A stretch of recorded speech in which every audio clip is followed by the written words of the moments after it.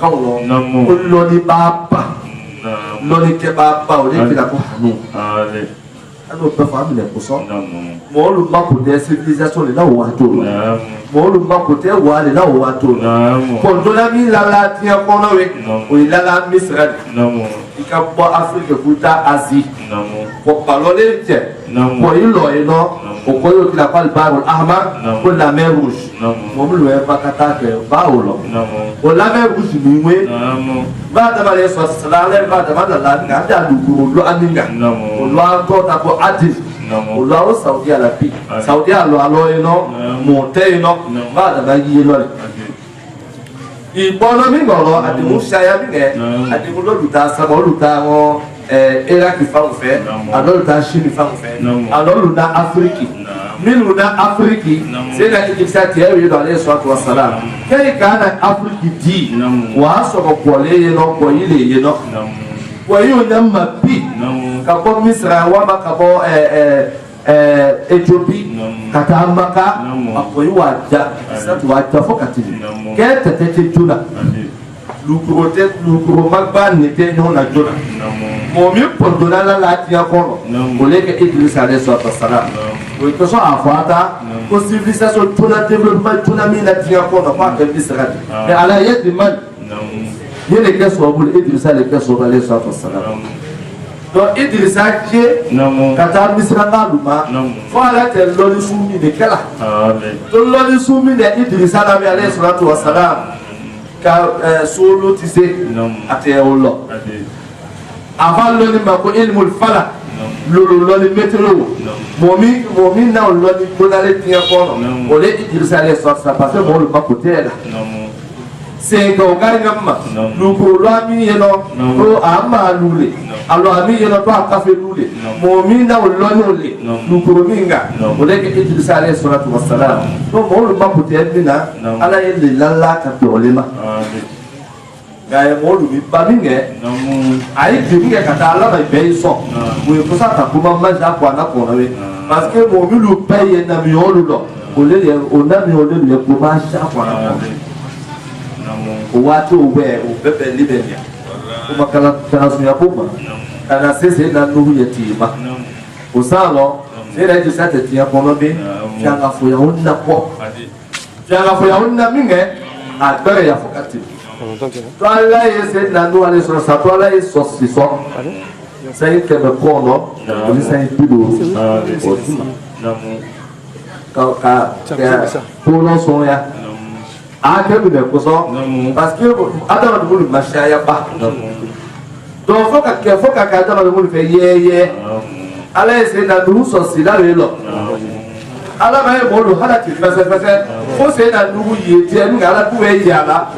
ku bolu tali menya wa uhiya ila nuhi annahu lan yu'mina min qawmika illa man qad amana fala tabta'is bima kanu ya'malun ala ku le fo nu ya ku le bolu tali menya fese on la ba mu teti ala mo te lu ku ka wato fo mu de menya ala yo hala il faut avoir asrul jalal o wati mi be ya wati de jewe nu alayhi salatu wassalam ala ya molu halaki parce que il fallait ben ya nu alayhi salatu wassalam dalilu lange ma yoko si so ko dalilu be be lange ma iba so nu mute kekin donc tilka rusul fadalna ba'dahum ala ba'd na mi obel da capacité de o yo ka mo deme ko no wa no lo ba ni a no ile mare se pe ala lo beba no lu tele a mo lu fana ni tele na bi la no ale so sala e mo lu hala ki bi do be ya wati de tewo do na no mi ga ka no wato lo ko ta ku wa be ta ku wa lo be ya le o le ko so ka mo lu ka e no o lu ta ku lu lo be na wati lo ka ji da ka mo lu ka e no o lu so no ya ne ka wati lo akaji da o se na nu te ti ko no be mo lo bele kana nuhu kwa shafe ukaka yene lewe ulitaka sida Ibrahim alayhi salatu wassalam ise na Ibrahim ma fait ada ise na Ibrahim jikata iraki muluma ka kwana ma fait kwana kuma ka sheba ne imiso mais ala minge iraki olula o te kwana kono oyo sirati olufa oyo tariguti olufa la o soso le lo na musu dumolo ko malu shema ino o masawati notre débat du Kesséna Ibrahim alayhi salam ale mi fatia o be kwana kono mais débat o wenga to Ibrahim talela ke ko ni ka e mo lula kwana makoma ka parce que la makila débat mi tmele ni masaje mi to tar kuti olu ki da ko ndamuru alondo e tawri ato ko to da ko hamurabi ate sominawe ko sore ki da ko ndamuru to ta tafsir wa be tinje manzaba ni ate manzaba tinde ato ta ndamuru zile ato ko to ko hamurabi ke ate somin bagala ko sore ki da ko ndamuru c'est là Ibrahim ma fait allez fa ke a tese fala la marque fala il est massacré ok la marque massacré là après ça ya ke mais halaki mi ke firaona là o marque là parce que wato lo c'est là Ibrahim alayhi salam mo luese halaki matia kono ala tefa ko ke be ala na no ya wati li c'est là Ibrahim ko ba no we lo ويقص عليه سيدنا إبراهيم مغدور إن إبراهيم لأواه حليم فما إبراهيم عليه الصلاة والسلام كلما كسبها با أتي لما كسب إندي الله هنا مولو لا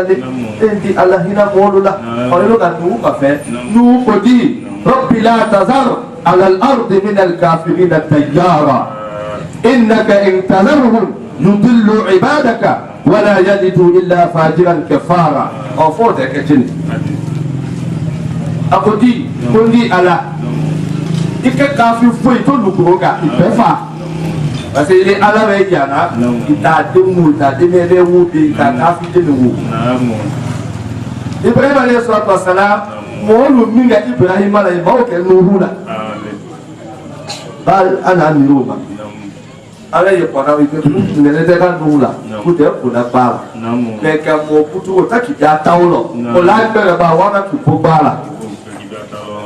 Ibrahim ka tawlo fala ala fo tawye قلنا يا نار كوني بردا وسلاما على إبراهيم فأرادوا به كيدا فجعلناهم الأخسرين وفي نص آخر فأرادوا به كيدا فجعلناهم الأخسرين إبراهيم وجاء توقعه جدلا نار ألك حاجة أقوم بإبراهيم حيوني لبيا إبراهيم تقول hayu yena amma ilayka fala ke nele makutila makoyena to ke makutili ala ile ni jibrila mikaela yena ala tahaja makoyila ibrahima kudakulla makoyena ke makutili la malaika papa benati akudako hasbi allah wa ni'mal wakil ni wasabali ala nyina yukodunga nan ngobeka ala lukuso yai kasi luar lo, atuau kalau au ke kalat jadi, ota plasi do lebo, plasi miu nyawe, ibu kaki lagi ke rumah, ibu amma saya lagi mau, ala punya enak, pemikanan ni, atakan ala nyama, ala kana, Nabi Ibrahim alaihissalam utia dah lalu, meski saya, ala kota mati, kuni bardan. Aku tahu aku ken neneli, wassalam ken kisili, ala Ibrahim ada pada menuju sulat be alama, no ada firman Tuhan we, menuju sulat be alama. Apa ni kita tahu ya pak kamu neneli we, on nenole suasha, nenemi kam dia kuma, wat ber mana we, wat ber, api atau we, mana tahu wat ber we. Oh, tahu kah kena sumi ni, le kuali. Allah yang faham kah kena ni, neno suasha, neno pelo fitinu, akakal le bapa, neno pelo peremu, akakal le. Neno ni akpen neno pele. Allah yang me kuso, tahu ye masih mak kakau le. akafata ba domu ya kuse ananya sela akakwa ni sunu ananya sumula akakwa ni hike ande ke bebede na fomu ya tawye kwa ke nenele neno pe ni senala akawele ala ko ko ko tinya ibe ke nena sumu de ni o kana ke jana tale ndeto ko ko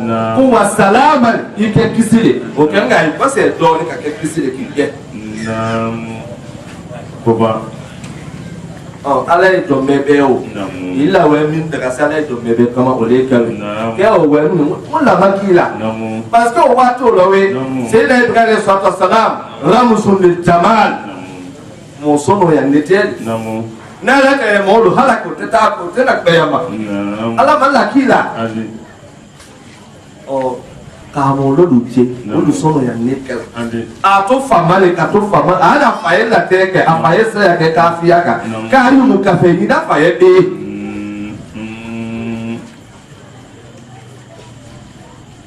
yu mu kafe ni da faye be be nu wala sata sala ni lu mawo ba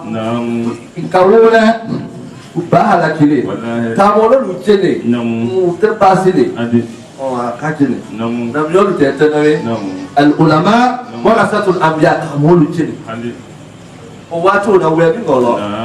يني تواتي كان نويا واتي وين نويا نويا كبالي برامة الصلاة والسلام أو نويا كمولي لكن كل اللي ينو نويا ككلوا على نويا كلا تيمينا سلوما وما يبغى أو فوق أكتكين أو دافع جميل ده كوكا بيادوني أو سيدنا إبراهيم الصلاة والسلام على يتمين بركة Jemi na protect beto o lega lutu le apo muso de do ko do muso de lutu alayhi salatu wassalam e bete wati kedo ke afo lutu ya kulati si yeno angana ke lo akedo me lutu ya mo lu ba ngam le ko lu la ala yo lu hala kile me ibrahima ta mo lu ba ngam la ma ko lu la me ko lutu de ke to fe no ya ko lu mo mari wo on te paya keno wa ke fulu lo paya la ke te paya keno wa ke fulu sono ya la atake o le fulu ya la o wato wewe musa ya wato wena musa wa te mo muluma yi sola teni hal katase yi sola bere o le yahudiya lo le innal ladhina kafaru min ahli alkitab wal mushrikin ulaika hum sharrul bariyah la no belo yumu o le yahudiya lo le oh mo ni nga je mo yo so la gbe mo lo ma mo yo so la je no lo ke mo so mo ya ne ku yo me para ka ta o wa ke mo le mo mi yo so la gbe ko lo te shala oh fo musa ke che yo lo fo wa kazahu musa faqadu ali musa ko ba be le ka kwa na ma fe a wo ku be ya le lo kwa na fa me fa da ji lo to na a da ta lo to na ko ba a ta ru ti lo ko ti àwọn bá yẹ dàtàlẹ lọ kéfìrẹ rẹ mọ olùwẹ nà yín yìí nà àkùnà wẹ mọ àmọlọ kàkẹ bi àdéhùn dàkàtà àtàwọn lọ ẹ kó lẹ nà tàlẹ mọ tabalakẹ mọ nà díẹ sẹ làkà wọ òlẹ wẹ bá a dà jí lọ àwọn gbogbo yà lẹ lọ parce àkà alábẹ ti mọ mi ma masamati mi ba masami yóò sọ lágbẹ kàtí. Masa sheba yeno yoma yuko ke masa nungo tango bana ga pukumul ala amati do pelo kota ngole nele kana le yoke mo ni na tu mo ka ko ma ka no ya ko ta ko wat pele ya ko le ko so musa e kete ko musa te kete ni de ibrahim te fira ona ba ta bie ni musa te je na muruzuma hamurabi ma atata bie Allah pakai Fir'aun ta halakile. Olo pe kala matena. Na suya. O wati ole we. Ono ya wati anda kono ya wati le tuna. Ono ya wati miwe. O kenye le ta wati le. Ole kese na Isa ya wati ole. Alayhi salatu wassalam. Oh. Sena Isa ayulu ta ko ngai maso. O maso ngai minekila. Kona ko maka. Parce que anno ya wati le. Donc, je l'ai laissé mon lutter. Je l'ai pas les soins de salam. Je l'ai pas ou à coulion. À te faire ma voix non. À l'autre te faire ma voix belle. À la fin de bello. Il va ma voix assour kemal. Ah ouais, mieux pour nous. wana be kumaka wana kumaka lo abi nele do an ka sura do kana so wa tini wa zaytuni wa tur sinina wa hadha al balad al amin laqad khalaqna al insana fi ahsani taqwim o kuma ka ala ko di huwa tini wenge nuru ye kunla aha atta su kitabul mafed tinu we akolo to tam nuru ye kun o le de kila ko eti o bo ba lo tinu te arab kane kanone le era ki kane le kami we e arab kanoma to nuru ye wa to we mi ngamu ni le tunla ibrahima le tunla ibrahima te lo ami no ai la ba lo ami no fe no le te no le te shai no ko le o fe mi ne le wa zaitun o le zaituna wala zaituna le te shai no fakati ala kana ko barakna hawlahu subhana alladhi asra bi 'abdihi laylan min al-masjid al-haram ila al-masjid al-aqsa alladhi barakna hawlahu linuriyahu min ayatina من شجرة مباركة زيتونة لكوي رمز إلى سيدنا إبراهيم نمو يواتو ومين إبراهيم يواتو لتونا إبراهيم وينو مين يلينا إبراهيم وينو مين مؤمنا ولي سيدنا موسى سيدنا موسى يقول علينا من يتوما علينا من يتوما لو مين يلو والتين والزيتون وطور سينين واذكر في الكتاب موسى إنه كان مخلصا وكان رسولا نبيا وناديناه من جانب الطور الأيمن وقربناه نجيا عليكم سيدنا موسى في تيمين نوفي وتيولي كلا كتور أولي مولا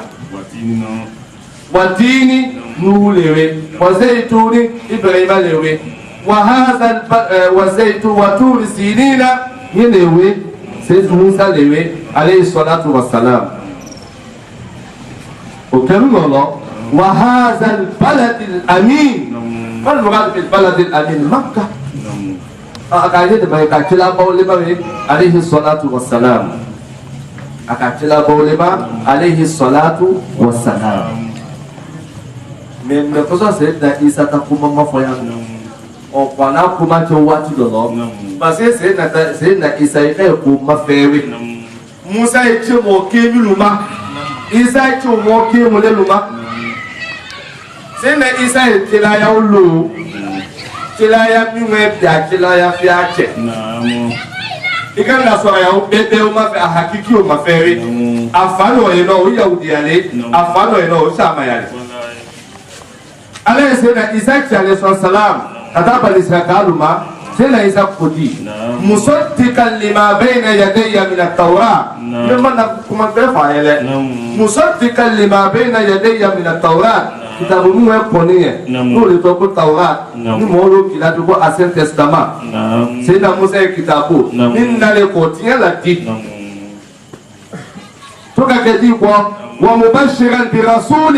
يأتي من بعدي اسمه أحمد kamolu ni soja nami yola nami yomi nga na kwasafe nami yomi kila ko ahmad ko momi nga kata do katibi bele na kusa ba muhammadu fayanu lord balu ko maka muhammadu to ba fanu kumna awlo parce que c'est na isa alayhi salatu wassalam molu te puya la punga molu te puya la punga ko parce que apa ko shawalo dindete ko alo fatetela atakaw ko kuna kulunge molu tella nyala ke ani yife ka femba febele akola ko neto foyilele chelo kana ne ko shafe utakuwa punna wole fo wasunu mi fo tela ka po molu ko no ala to fosile chela ba to fe alayhi salatu wassalam donc c'est la isa dinawo musaddiqan lima bayna yaday min at-tawrat at-tawrat litiya la tila ومبشرا برسول ياتي من بعد اسمه احمد كما لو نسو جا تشلا لا تشلا با بين انا كشافه نقول كده كو محمد احمد ولا كساتا كو تنجان وطور سينين وهذا البلد الذي تشلا عليه الصلاه والسلام من لقد خلقنا الانسان في احسن التقويم والله اني الله يا ادم دون الله في احسن التقويم ادم دون دعوات منه في بيت يالك في بيت النت mais à demi de femme ne pour ça en effet quand il y a tant c'est là c'est mon loup il peine ta tout ben n'était il peine ta comment que ce n'était il peine que ta molé le maman quelqu'un né le maman mon loup là quand il y a ma capemi marie allez na mi on le check capema mon loup sur la paix à n'importe quoi poulonge allez mon loup mon loup sur la paix quoi et le gars faut qu'il allait faut faire on est tard là oh mon loup sonne à n'importe quoi tu me non alors mon sonne à la na quoi oh mon loup quelqu'un là la fia lo wa tu me non alors la fia dit là na what look like paix what look like noya mon loup tu la beauté tu m'as reçu pour ça donc Thomas lu fofo anu wa fa bi donc on essaie faut qu'attendre ya fama ulalo ani Thomas le fait alhamdulillah amade ya no to Abdul Aziz kamo Alpha Denele Abdul Aziz kange yanne akange mani apomi ngema ata misra ata faculté mingewe ala ina docteur Sanola docteur Sano faculté minge usuluddin kuliyatu usuluddin momilu kuma tawhidoka momilu fe ka nyamini ja dina okono minu lola omolu nye ka dina o defa ata spécialité o lewe o spécialité mi okono spécialité kokolelo lolu yeno usuluddin kismu da'wa molu kiyo katalama kaka shabu ne taka molu ki katalama yawo kaka na ko loye no kakuma kuma ukai me molu te barakala kuma ukesi mukuso loye no kakuma manja ne okafitini vo ala e bakal lo molu barakala usini lonne ka oni sawaba mabe kala be sawaba ma ala ukani umolu ye lo belu ye no kismul aqida wal falsafa ulu philosophie ukara na tawhid ko ulu docteur Sanol te jama ala hinala kala ne magidi ala ukani kala ne magidi ala ukani lo belu ye no kismu usuluddin kismu tafsir kwanao ulu kuma kwana ka kwana fase ale minga olewe kala me kwana la me mafol lawo akanga fase nyamba afase mo hakikao on ale ta mo fakulto ke mino olewe donc aliya suwo babu kanye kala be sababa ala ukani kala be sababa ala ukani ala kala ko wa fo barante kala o torode dama yama o ni ba ke ba mi o ni ka fo ka ba ka la lo ma fuilo فالعلم دون عمل لا خير فيه كعمل من دون علم يكتفي وعالم بعلمه لم يعمل كمن بلا علم أتى بعمل لون با مت بارك لونولا اولو بارك با مي باركاجي مالو كما ومو يا بيسوكي kala disuma Allah kan kala disuma Allah kan kala bara uno ya ma Allah kan kala pase apara la Allah kan kala de sama Allah kan kala de sama Allah kan ketu sala ala kula faqtuhuna watakullaha wa yu'allimukum wallahu wallahu ni kemuta ne tomata ne kala kemuka oke shani o bebele fe sanga mo li bebele tu kawe ko tu anga mo lu mani ngulu ane shani na ife ane shani na fa fe ane shani na anolu fe sanu nya ko malamia kamo be tu mi va shema ne alwa o minga na le na ko la mi alwa ulema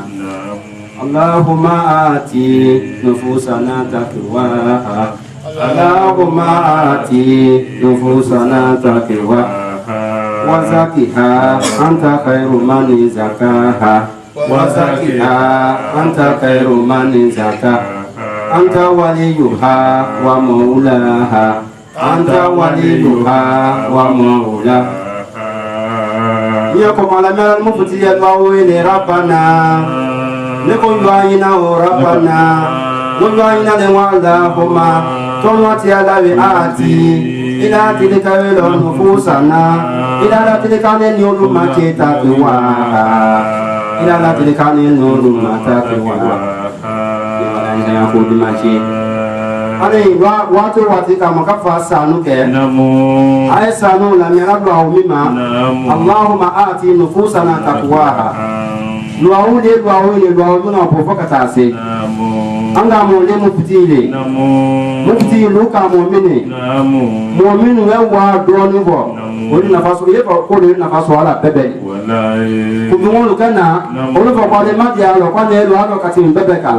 Me ane ko mu'minu wa fa ngole nafaso ala bebe. Akala bukanu mu'minu ya kamu loke. Ekisi mu fuji tofe. Ali mane kama fe wa tioro. Bien nebe fo. Allahumma tawati ala ane niolu ada isanya ko lu dia niolu machi. Adama de mono josula e baya nama anda sana lanye lo mono ka fa wala mia a wala mia la lo o ma olini adama de munyan ni kenya akoko yo mani ne ko so joso ko baya ni alama ala buli fa wati bari awadam yara insan ay fa suratu yusuf suratu yasin no wati bari ikase da bangula so fara bangula ata to sombo de ka ba ile mai da nyawo ma olonga to akadi tu yake kenyo le alama kenyo sumi ne kenyo minye na ngemani nyine me de ko so je kachi wallahi ala ko ne ke so da da ma don ka wa to be sadio kuma ko na dede ati nufusa na takwaha nini okata ke kola nje ya tenyulo niyo mani ama kuma uluka katini kama wewe kwa shamusi paka niwe kakumu niyo okata ke ko niyo mani we shama ulu niyo teshalani okoso ngwati pe akafa wala mia awala mia la wema wala allahumma tonoti ala we ati ila dilika we do nufusa na dilika ne pepe manga pepe ni takwaha dilika mangalo ni takwaha anya lain saya dama sini wazakiha ana nyolu sanyao anta khairu man zaka anta khairu man zaka anta khairu man zaka momese kale ni osenya kuyungabe ni osenya ka kusenya kuyunge ada ile sola kama usela kama utandofe ilanda mwata katima ni osenya ni otiyo ala le ni olala kani otakada pasukolo ni wese pasukolo minge ni wekya so ni we bo ala fe ni osenya neti ala ni o lo fasukolo lo mina ni o samia netie pepe me ase fasukolo mine fasukolo ben nyemi neye o lo ben ko yonga ye ni o ni fasukolo nyonga la aka to gele go ko so do o prepare de wato wati aka fa do o la mia ka fa wa do la mia ha do o mi ko la o ko le ni ane fa ko to rabana tono ti ala tu salitu alaina man la yakafuka bi zunubina man la yakafuka bi zunubina man la yakafuka bi zunubina man la yakafuka bi zunubina wala yarhamuna bi zunub la yarhamuna bi zunub la yarhamuna bi zunub la yarhamuna bi zunub awon la tonga ti ala ila kusalitu ikara no sulika be ngo alaina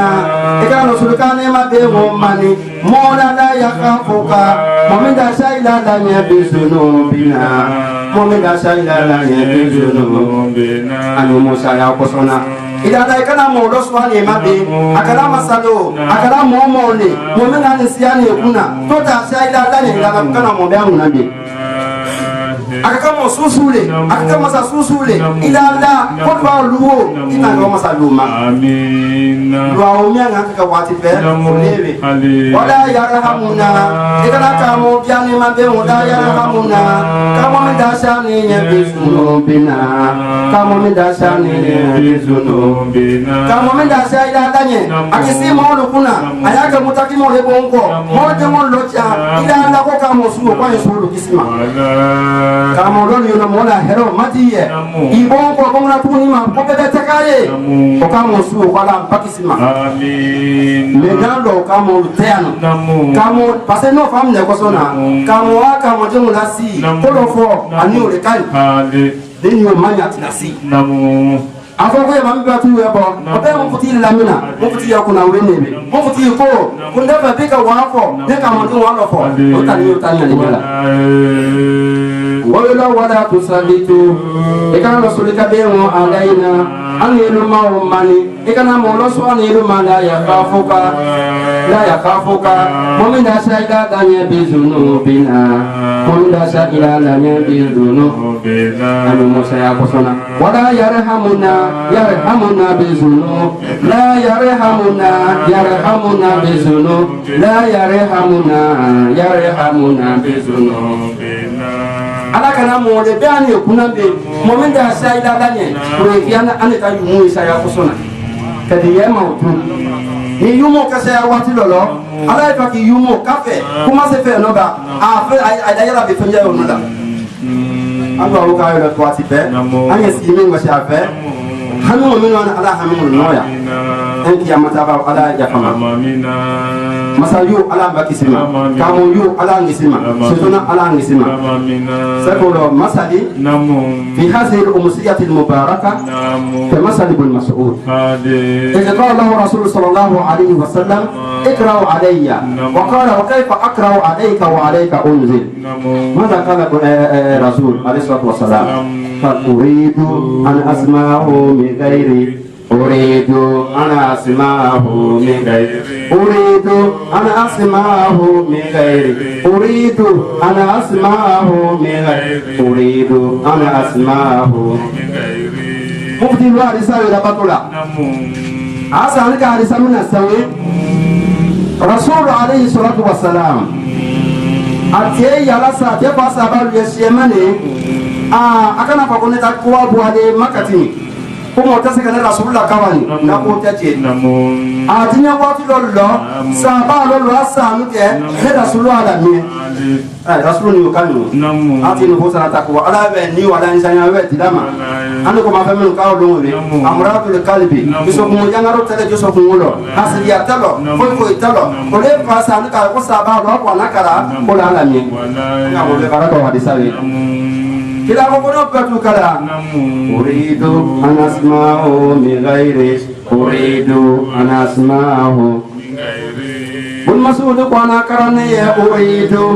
ikala ko tila mo bale uridu ala ila nyamane chene uridu nila nyina le anasma'u kuna nasana kaumi min ghairi kuna nasana kaumi min ghairi nefa kana sana kawo me mo gbele ala sana kawo fola nefa ka be mie ngoso na nada ezanya lo solo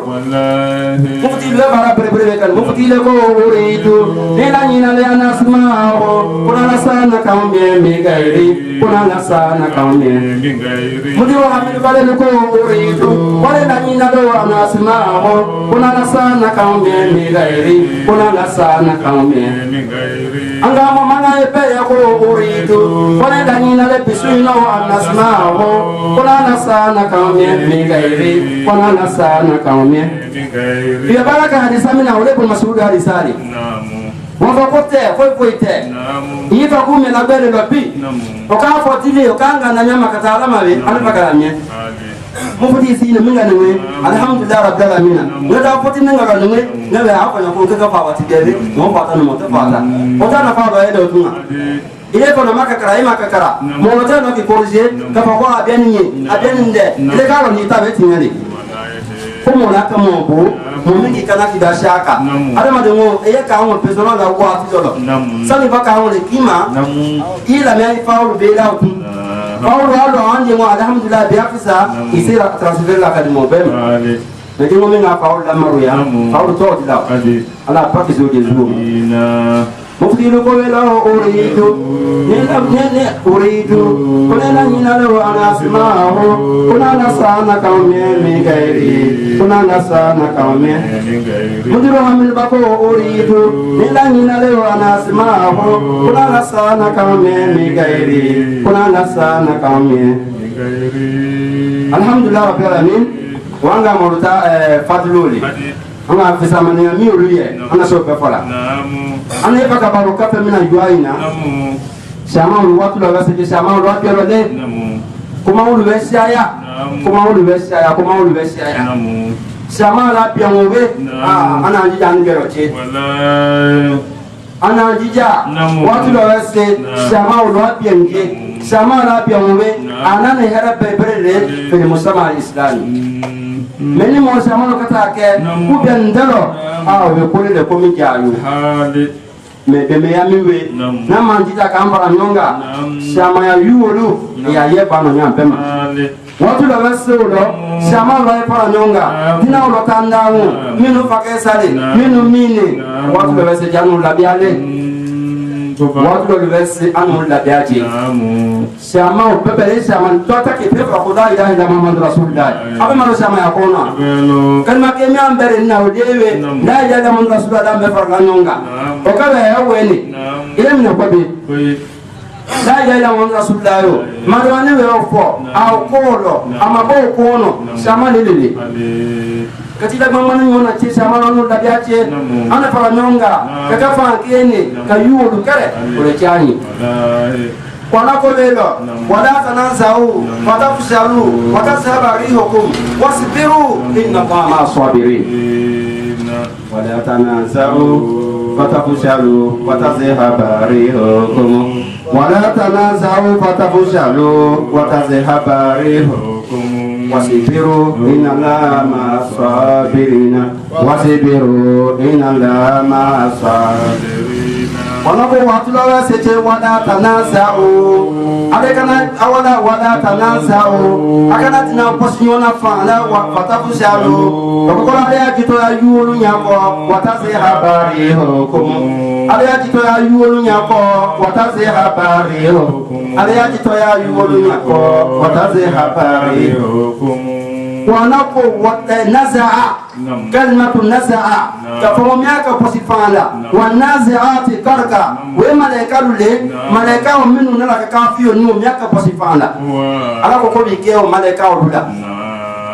ane